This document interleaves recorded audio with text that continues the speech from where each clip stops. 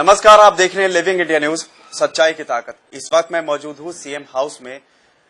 हरियाणा के मुख्यमंत्री चौधरी भूपेंद्र सिंह हुड्डा के घर में मौजूद हूं और मेरे साथ मौजूद है उनकी धर्मपत्नी आशा जी। बहुत बहुत स्वागत है आपका मैम लिविंग इंडिया न्यूज पर। मैम, आपसे जानना चाहूंगा हुड्डा साहब की किस तरीके से तैयारी चल रही है चुनावों को लेकर? अच्छी तैयारी चल रही है। वैसे वो रोहतक तो कम ही आ पाते हैं क्योंकि पूरे हरियाणा की कमान उनके हाथ में है, तो ज्यादा वो बाहर ही रहते हैं जी। और कोशिश यही है कि सभी हलकों में जाएं, अपनी बात को रखें। जी, जिस तरीके से लोकसभा चुनाव में कांग्रेस को हार का सामना करना पड़ा और विधानसभा चुनावों में 90 सीटों का सवाल है, प्रचार और प्रसार का काफी कमी रही थी। सोनिया गांधी, राहुल गांधी बहुत कम गए तमाम शहरों में, सिर्फ अमेठी पर ही ध्यान था। क्या कहेंगे आप, इस बार क्या नीति के तहत चल रहे हैं? नहीं, देखिए ऐसा है कि तब भी क्योंकि पूरे हिंदुस्तान का चुनाव था, कोशिश करी। राहुल जी बहुत जगह गए थे, मैडम भी गई थी, और इस बार 2 ही स्टेट्स में चुनाव है तो और भी ज्यादा समय देंगे और भी ज्यादा ताकत लगाएंगे प्रचार के लिए।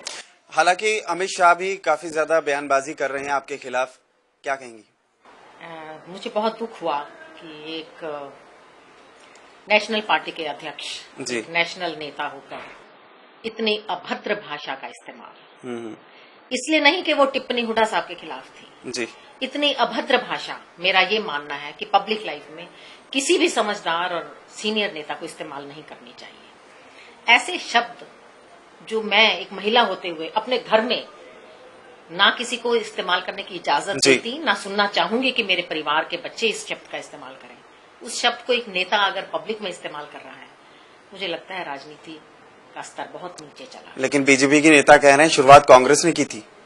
जी, मैं राजनीतिक व्यक्ति हूं नहीं, मुझे नहीं पता वो किस शुरुआत की बात कर रहे हैं जी, लेकिन जो शब्द उन्होंने यहाँ हरियाणा में आकर बोले हैं, ये हमारे समाज के लिए कोई अच्छी एग्जाम्पल उन्होंने सेट नहीं किया। मैम, आपने देखा रोहतक का काफी विकास हुआ है, हमने भी देखा, सड़कें दुरुस्त हैं, बिल्डिंग बनी हुई है, तमाम तरह की सुविधाएं हैं, लेकिन कहीं ना कहीं जब हम गांव में गए, गांव वालों की ये शिकायत थी कि यहाँ पर रोजगार की कमी है। जी, ये उनकी शिकायत बिल्कुल ठीक है, क्योंकि पहले हरियाणा एग्रीकल्चर प्रधान प्रदेश रहा है, लोग जमीनों से ही अपना गुजारा करते थे जी। अब जमीनों की होल्डिंग कम हो गई, सबके पास थोड़ी जमीनें रह गई, बच्चे पढ़ लिख रहे हैं, रोजगार का अवसर चाहते हैं, और बेरोजगारी की समस्या, आप तो एक नवयुवक हो, आप इस बात को समझते हो, केवल हरियाणा में नहीं है। बेरोजगारी की समस्या आज एक इंटरनेशनल मुद्दा है जी। जो हमारा युवा है, पढ़ा लिखा है, काम चाहता है, और बहुत प्रयास भी किया गया पिछले 9 साल में, बहुत नौकरियां दी भी गई सरकारी और प्राइवेट क्षेत्र में जी, लेकिन कमी अभी भी है। तो हमारी तो हुड्डा साहब का तो यही मानना है कि बच्चों को रोजगार के लिए अच्छे से अच्छी पहले तो शिक्षा दी जाए जी, जिसके लिए हरियाणा को शिक्षा का हब बनाया जा रहा है। अच्छी शिक्षा होगी तो अच्छा रोजगार मिलेगा। लेकिन गांव की स्थिति हमने देखी, जो सरकारी स्कूल हैं काफी खस्ता हालात है उनकी, कहीं ना कहीं हुड्डा सरकार को इन चीजों पर ध्यान देना चाहिए था, कहीं नहीं लगता आपको? देना चाहिए था नहीं, दिया है, बहुत ध्यान दिया है। जितना बजट हरियाणा का शिक्षा पे लगाया गया है, शायद ही किसी और क्षेत्र में लगाया गया हो। आप शायद वाकिफ नहीं है पिछले 9 साल पहले क्या हालात थे यहाँ। लेकिन हमने कई स्कूल ऐसे देखे हैं बैठने के लिए व्यवस्था तक नहीं है। बहुत कम होगा ऐसा है तो ठीक होने चाहिए, अवश्य दुरुस्त होने चाहिए, क्योंकि जब तक हमारे बच्चों को अच्छी शिक्षा नहीं मिलेगी, हमारा प्रदेश या देश तरक्की नहीं कर सकता, ऐसा हम सभी का मानना है। मैम, महिलाओं की सुरक्षा का भी एक अहम मुद्दा रहा है, आए दिन कोई ना कोई घटना होती रहती है, क्या कहेंगे हरियाणा इस चीज में काफी ज्यादा बदनाम रहा है, ये चीज सुधारनी होगी? हरियाणा बदनाम रहा है मैं ऐसा नहीं मानती। ये जरूर है कि महिला की सुरक्षा आज हिंदुस्तान में एक बहुत अहम मुद्दा बन गई है, लेकिन आप शायद सामाजिक परिवेश से वाकिफ नहीं है। पहले के मुकाबले महिलाएं आगे भी बहुत आई हैं, बाहर भी बहुत निकली हैं, उन्हें आजादी भी बहुत मिली है। जो छुटपुट घटनाएं पहले परिवारों के द्वारा दबा दी जाती जी, FIR तक नहीं करते थे लोग, इज्जत का वास्ता दे देते थे, समाज का वास्ता दे देते थे, आज वो सब आगे आ रहे हैं। महिला अपने हक के लिए लड़ना जान गई है, लेकिन जिसके साथ कोई भी अत्याचार होता है वो उठती है, आवाज लगाती है, आवाज उठाती है, उसके साथ सरकार खड़ी है, उसके साथ आपका मीडिया खड़ा है जी। इसलिए ये चीजें अब रोशनी में आ रही हैं, और ये बहुत जरूरी है कि महिला की सुरक्षा के लिए केवल सरकार कदम नहीं उठाए, हमारा समाज साथ दे। मेरा तो बहुत, क्योंकि मैं नारी उत्थान, नारी शिक्षा के लिए, कन्या भ्रूण हत्या के लिए काम करती हूँ, मेरा मानना है ये कि एक लड़की की सुरक्षा में कई पहलू होते हैं। सबसे पहला पहलू है हमारे समाज का पहलू। समाज में सबसे पहले परिवार का पहलू। हम परिवार से अपने लड़का और लड़की दोनों को ये शिक्षा दें। लड़कों को ये शिक्षा दें कि लड़की की इज्जत करनी चाहिए, लड़की को स्वावलंबी बनाएं, इतनी शक्ति दे कि वो मुकाबला कर सके। उसके बाद ये समाज की जिम्मेवारी है कि समाज में ऐसी गलती करने वाले आदमी को इतनी बुरी तरह से बहिष्कार किया जाए, उसका तिरस्कार किया जाए कि आगे से ऐसा करने की कोई हिम्मत ना कर सके। फिर कानून और व्यवस्था का रोल आता है, सरकार का रोल आता है। तो जब तक ये सारी चीजें आपस में मिलकर किसी महिला को सुरक्षा नहीं देगी, तब तक हमारे समाज में सुधार नहीं है। लेकिन फिर भी चुनावों की बात की जाए, क्या लगता है आपको किस पार्टी से ज्यादा टक्कर मिलेगी? देखिए, मैंने आपको शुरू में आप जब आए जी, फिर भी एक व्यक्तिगत तौर पर जानना चाहूंगा, एक आम नागरिक क्या कहता है? मुझे लगता है कि हमारा मुकाबला शायद हम ही से है जी, क्योंकि जो पिछले 9 साल में 9.5 साल में हमने विकास के कार्य कांग्रेस की सरकार ने किए हैं, तो एक बेंचमार्क सेट हो गया है। एक हमने लाइन खींची है कि हमने इतना काम किया है, लोगों को हमसे और उम्मीदें हैं।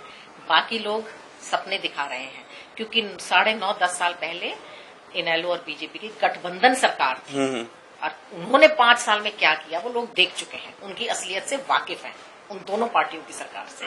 और हमने क्या किया ये लोग देख चुके हैं। तो हकीकत को सामने रखते हुए लोग वोट देंगे। उनकी उम्मीदें हैं कि जितना अब हुआ है इससे और ज्यादा हो, तो हमारा मुकाबला हम ही से हो।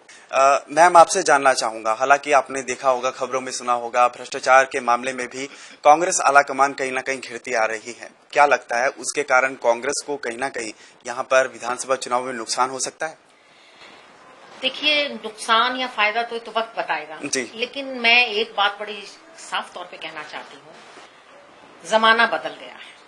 अगर किसी भी आरोप में कोई भी दम है तो किसी भी पार्टी का व्यक्ति आज लोकायुक्त का दरवाजा खटखटा सकता है, कोर्ट में जा सकता है, सीबीआई का दरवाजा खटखटा सकता है। 9 साल में केवल मीडिया में खड़े होकर आरोप लगाए गए हैं। आज तक कोई व्यक्ति किसी ठीक प्लेटफॉर्म पे नहीं गया कि इन आरोपों को सिद्ध करने के लिए। इसका मतलब वो केवल और केवल झूठ का पुलिंदा है। आप ये देखिए, हमारी यूपीए की सरकार के टाइम यूपीए के मंत्रियों के खिलाफ मामले चले, सीबीआई की इंक्वायरीज हुई और कोर्ट ने जो फैसला किया उसी के अधीन लोग जेल में भी गए। अभी हमारी माननीय जयललिता जी हैं, वो सिटिंग चीफ मिनिस्टर हैं, लेकिन अगर उनके खिलाफ कोई आरोप आए, लोग कोर्ट में गए, सीबीआई की इंक्वायरी हुई, उन्हें भी जेल जाना पड़ा। हमारी जुडिशरी इतनी अपंग नहीं है जी। अगर जो आरोप लगा रहे हैं, अगर उनके आरोपों में दम है और उन्हें अपने आरोपों पे विश्वास है, जाए वो सही दरवाजा खटखटाएं, आरोप सिद्ध हो जाएंगे तो ठीक है, जो फल होगा, और नहीं सिद्ध होते तो उन्हें क्षमा मांगनी चाहिए कि वो पब्लिक लाइफ में गलत बात ना करें। लेकिन हुड्डा साहब कहीं ना कहीं लोग ये कह रहे हैं कि उनके इलाके में कम आए, दिल्ली ज्यादा रहते हैं।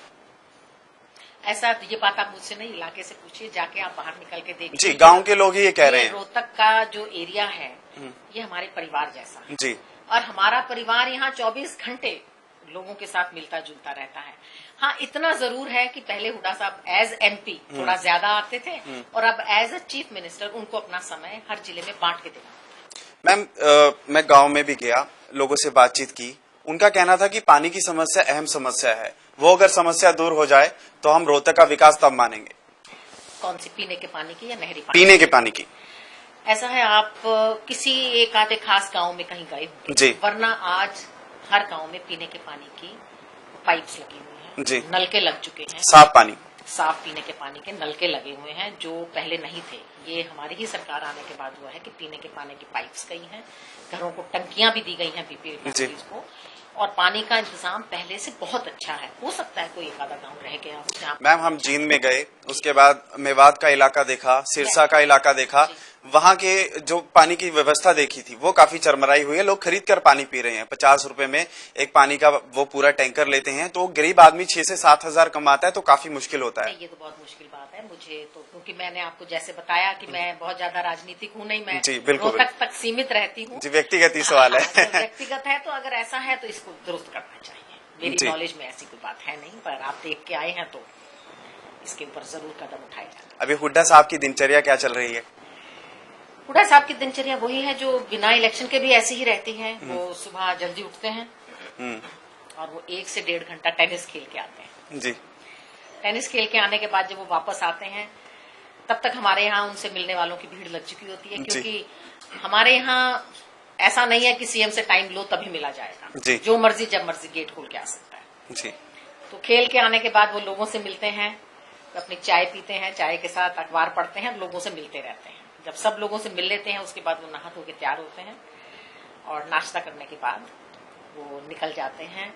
आजकल इलेक्शन है तो कैंपेनिंग पे, जब इलेक्शन नहीं था तो कोई ना कोई मीटिंग होती है, तब भी वो किसी न किसी हल्के में दौरे पे होते हैं। फिर भी उनके साथ आपकी बातचीत होती होगी फोन पर, जैसे कि वो दिल्ली में है। फिर भी कहीं ना कहीं चिंता तो होगी, चुनाव है, 90 सीटों का सवाल है, क्या कुछ कहते हैं वो? नहीं, वो चिंता नहीं करते, क्योंकि उनका बड़ा एक ये फर्म बिलीफ है कि अपने हाथ में सिर्फ अपना कर्म करना है। तो गीता को मानते हैं, गीता के उपदेश को। वो ये कहते हैं मैं अपना कर्म कर रहा हूँ, उसके आगे मुझे नहीं सोचना कि क्या हो। और दीपेंद्र जी? दीपेंद्र जी भी लगे हुए हैं चुनाव प्रचार में। वो भी हालांकि है तो रोहतक के सांसद, पर वो रोहतक से बाहर भी कई जगह जहां भी जो कोई उनके लोग उनको बुलाते हैं जाते हैं, लगे हुए। लेकिन उनकी गैर हाजिरी में सुना है कि आप लोगों से अच्छे से मिलजुल रही हैं, उनकी समस्याएं सुन रही हैं और हुड्डा साहब तक पहुंचा रही हैं। ऐसा है जी, जब घर में कोई भी आता है, मेहमान है, मेहमान तो भगवान का रूप है। भाई हमारे तो दरवाजे खुले हैं, आते हैं लोग, अपनी बात कहते हैं जी। फिर भी कांग्रेस का अगर देखा जाए 90 सीटों के लिए क्या लगता है कितनी सीटें यहाँ पर निकाल लेगी व्यक्तिगत तौर पर? एक सरकार बनाएंगे। सरकार बनाएंगे जी। और सरकार बन जाएगी तो फिर किन चीजों को यहाँ पर पहले लागू करना चाहेंगे? देखिए, कांग्रेस का मैनिफेस्टो तो आप देख ही लेंगे, जो होगा। पर मुझे व्यक्तिगत तौर पे ये पता है कि हुड्डा साहब की 2-3 प्राथमिकताएं हैं, जिसमें उनके मन में एक शिक्षा को लेके बहुत चिंता है कि हमारे हरियाणा की शिक्षा का स्तर क्या होना चाहिए, और उसके साथ साथ स्पोर्ट्स को लेके उनके मन में एक जुनून है, क्योंकि ये भी सही है कि केवल शिक्षा से रोजगार नहीं मिल सकता। खेलों के लिए काफी व्यय भी किया जा रहा है जी। हमारे बच्चों को उनकी एनर्जी को चैनलाइज करने के लिए स्पोर्ट्स में लाना बहुत जरूरी है, क्योंकि सब बच्चे पढ़ाई में अच्छे नहीं निकल सकते। कुछ बच्चों को पढ़ाई के जरिए, कुछ को स्पोर्ट्स के जरिए रोजगार मिले, तरक्की करें। और इसके साथ साथ हुड्डा साहब का ये बड़ा मानना है कि जो हमारे प्रदेश का किसान है, पूरे देश का अन्नदाता है, उसके साथ कहीं अन्याय ना हो। और गन्ने का भी जो मूल्य है सबसे ज्यादा हरियाणा में ही है। हरियाणा ही दे रहा है। उनका मानना ये है कि कम से कम किसान को उसकी लागत से प्लस करके पैसा दिया जाए, ताकि वो अच्छी इज्जत की रोटी खा सके। अभी हाल फिलहाल में देखा गया था कि बरसात नहीं हुई है, मानसून नहीं हुआ, सूखाग्रस्त इलाका उन्होंने घोषित किया, लेकिन ग्रांट मिलने में कुछ दिक्कत आ रही थी। वो क्या समस्या थी?